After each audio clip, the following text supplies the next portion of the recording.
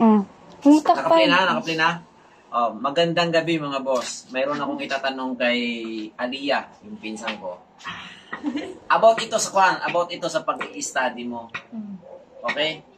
Ano ang mahalaga? Diploma o diskarte? Diskarte. Okay. Sabi mo mataas ang grade mo. Ilan ang grade mo ngayon?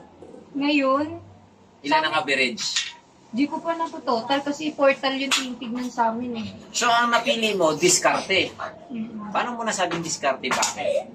Kasi yun, minsan kasi yung mga mindset ng mga tao ngayon, tawag dito, yung sayang yung taon na ginagayak nila ngayon sa pag-aaral. Kaysa naman, yung kunyari, sa nurse, ang doktor, ang mga ilang years sila bago pa makapag-graduate. Ang nurse, 10 years, for example, 10 taon. yung nurse, 4 years. Pero mas marami pang naipon ng nurse kaysa sa doktor. Kasi mas matagal pa yung ginayak ng doktor kaysa sa nurse, di ba? So, ano, ang pangalawang tanong ko, anong plano mo? Kasi sa napili mo, diskarte o diploma. Eh, napili mo yung diskarte. So, ibig sabihin, anong plano mo? Sa pag-aaral mo, diskarte lang. Actually, kasi sa course kong kukunin, FA. Pero yung strand ko ngayon, ABM, Business Management. Yun yung kinuha ko ngayon. Kaya, ang layo nung FA. Ilang taon yung FA mo? Ano lang yun? Di ko sure kung ilan. Kasi di pa naman nakikita. Mayroon ba yung board exam? Baka soon. Kasi parang may nakikita ko lalabas, baka daw magkaroon.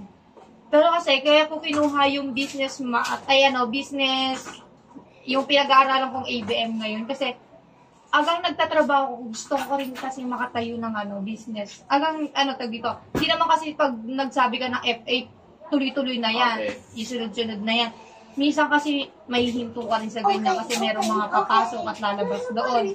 Kaya ako naisip business, ABM. Kasi tawag dito. Pero naniniwala ka pa rin na yung edukasyon, yung pag-aaral, importante pa rin, yung diploma. Medyo. Ibig sabihin, 50-50 ka doon. Oo. Kasi Kaysa doon sa diskarte. mas maraming yumayaman or mas maraming lumalabo ngayon yung Doon mga sa diskarte. Tama. Pares tayo. Oo. Kasi yung mga, tingnan mo, nag-aaral nga ako nung mataas, sabihin natin gano'n. Pero alalay lang ako nung mga taong nakadepende sa diskarte. Okay. So, sa madaling salita, meron kang tinapusan, nakapag-graduate ka, tapos, itambay ka naman, wala ka naman trabaho. I-compare mo doon sa madiskarte, kahit na wala siyang tinapusan, madiskarte sa buhay niya, mayroon siya experience, sumusweldo siya ng malaki. Diba? Ibig sabihin, nagkaroon siya ng income. So, yun yung pinipili mo, diskarte. Wow, galing. Ikaw, Aliyah. anong papipiliin kita, diskarte o diploma? Diba? Hindi siya makasagot. So, ang importante kasi talaga ngayon, diskarte, totoo yun.